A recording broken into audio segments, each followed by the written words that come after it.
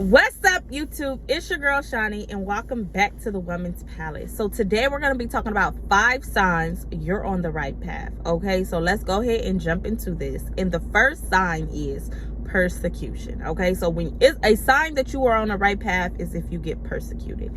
So I got 2 scriptures and then we're going to dive into the point. So Matthew 5:10 and 12. Blessed are those who are persecuted because of righteousness, for theirs is the kingdom of heaven. Blessed are you when people insult you, persecute you, and falsely say all kinds of evil against you because of me. Rejoice and be glad, because great is your reward in heaven. For in the same way they persecuted the prophets who were before you. Okay, this is what made me realize that this is a sign. Jesus got persecuted. The disciples got persecuted. Every prophet before you has gotten persecuted, because you have to realize that the darkness is not going against darkness. When people are in the dark, the enemy is not coming from them, because they're already doing his purpose. They're already in the dark, which means it's no need for him to come for them. But see, when you walk in the light, when you get on the right path, that's when people are going to persecute you. The devil is going to use people to persecute you, to insult you, to be able to get you to get back on the dark path. This is how you know this is a sign that you are on the right path. Because like I said, the kingdom of darkness is not going against the kingdom of dark. He's going against the kingdom of light. So if you're getting persecuted, which means you are on the right path, you are doing the right things. What they say, if you ain't got no haters, you ain't popping. That is the truest statement. Okay.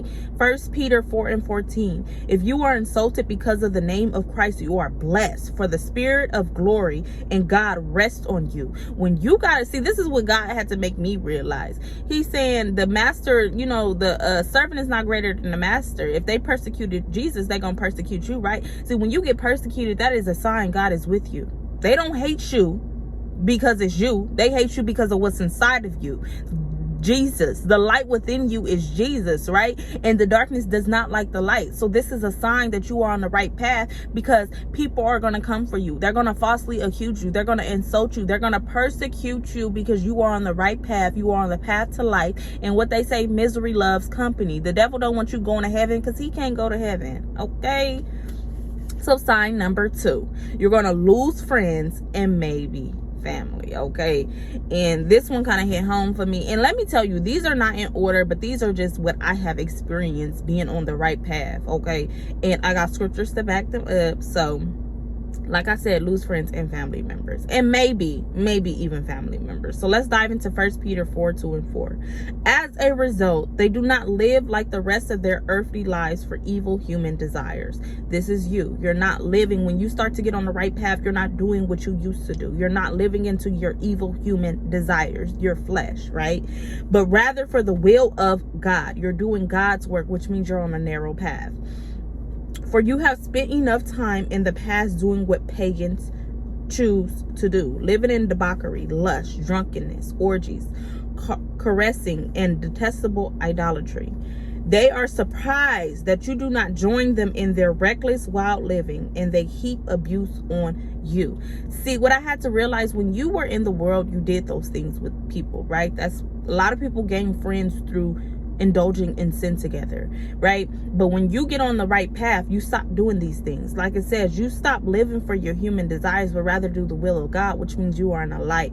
And people in the darkness are surprised. They start to feel like, who she thinks she is. She thinks she better than us. See, when the light shines into the darkness, which means people start to see themselves, and they'll know they don't like that conviction, so they just rather get away from you. You know what? Talk about you. She thinks she bougie. She think she all that. He think, and people will drop off from your life because they don't like that conviction. They don't want to see themselves. They don't like what they see when you flash the light on them, so they rather just, I'm gonna talk about her. I'm gonna make it seem like, or him, and make it seem like they the problem. They think they bougie. So you gonna lose people out of your life when you start to walk on the right path. And this actually leads to point number 3, which is loneliness, right?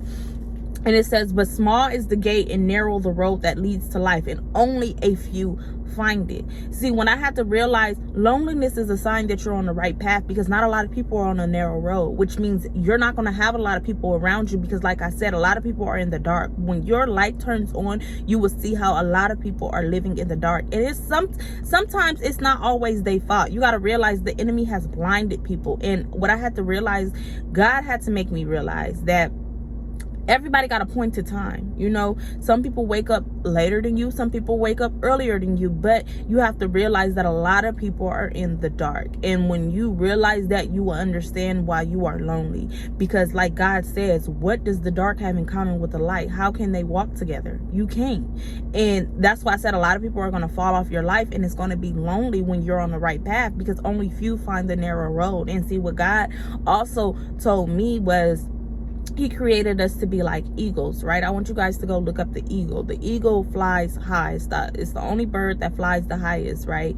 And they're not, birds of a feather flock together, but eagles don't. When you usually see eagles, you see them alone, right? And he had to make me realize it's lonely on the way up. You know, because you got to elevate. Once you wake up, you got to realize you kind of at the bottom, but you got to elevate yourself. You got to elevate your mind. And as you're elevating, you're going to be lonely, because most of the other eagles that you are going to connect with, your kingdom relationships, your kingdom connections, are going to be at the top, which means you got to get to the top. But that means that loneliness is you by yourself going up that narrow road to be able to get to where the other eagles is. But this is a sign that you're on the right path. It's only a few that find it, which means you're not going to have a lot of people in your life. You're going to have few people in your life, and you may be lonely most of the time. Not all the time, but most of the time, as you elevate yourself until you find other eagles, which are your kingdom connections. So number 4, you start to leave your comfort zone. See, what I had to realize, this is really deep.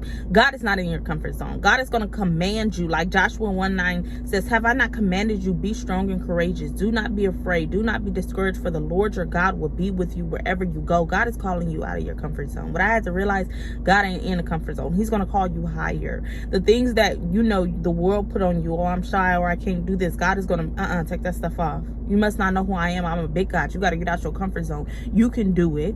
You know, and when you start to leave your comfort zone, or God is pushing you out your comfort zone, this is where you know you're on the right path. I feel like as humans, we don't like change. We like to be comfortable, you know, and we like to stay. If this is working, we don't need to move. We don't need to do nothing else. But God pushes you. God pushes you out of your comfort zone.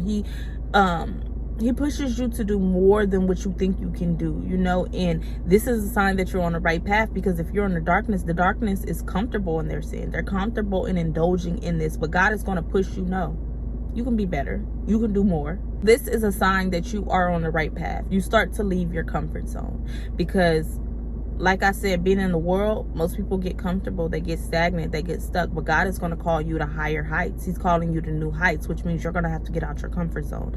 And the fact that you are getting out of your comfort zone shows that you're on the right path. Now, the 5th and final one is growth, the fruits of the Spirit. Okay, so according to Galatians 5:22 and 23, but the fruits of the Spirit is love, joy, peace, forbearance, kindness, goodness, faithfulness, gentleness, and self-control. Against such things there is no law. See, when you start to walk on the right path, the fruits of the Spirit take time to grow, right? But you have to understand that these fruits will be able to start to bear in your life, little by little, time by time. You will start to see that you are joy. You will start to see that you are peace. You will start to see that you are love. You will start to see that you are kindness. These fruits will be able to show up in your life. Now, it won't pop up overnight, because like I said, fruits don't bear seeds. These seeds don't bear fruit overnight, but you have to understand that you will begin to see your life change. And this is a sign that you are on the right path. So the first is persecution. Be glad when people persecute you. Like I said, if you ain't got no haters, you ain't popping. Be happy when people persecute you. Be happy when people lie on you. All type of stuff. Let them. This is a sign that you are on the right path. The second is you will lose friends and family members. Okay, people don't want to be around people that convict them. People don't want to be around people that make them look at themselves in the mirror. 3 is loneliness. Not a lot of people are on a narrow road. You have to understand this. 4 is you start to leave your comfort zone. As humans, we stay stuck in the comfort zone. But God, when you get on the right path, God is going to push you out of your comfort zone. He's going to push you to new heights. And this is a sign that you're on the right path. And 5th is growth. You will begin to see the fruits of the Spirit in your life. And what are the fruits? Love, joy, peace, forbearance, kindness, goodness, faithfulness, gentleness, and self-control. These will start to bear these fruits will start to bear in your life, and you will be able to become a witness of you changing. So these are 5 signs that you are on the right path, and understand that it can be more. You know, these are just the signs that I have picked up and God have given to me to be able to allow you to get a conscious view of, am I on the right path? Am I doing the right thing? What are the signs that I am walking down the right path, right? So as I always say, go out and be a light in this dark world. Continue to strive, continue to elevate, and be all that God has for you, okay?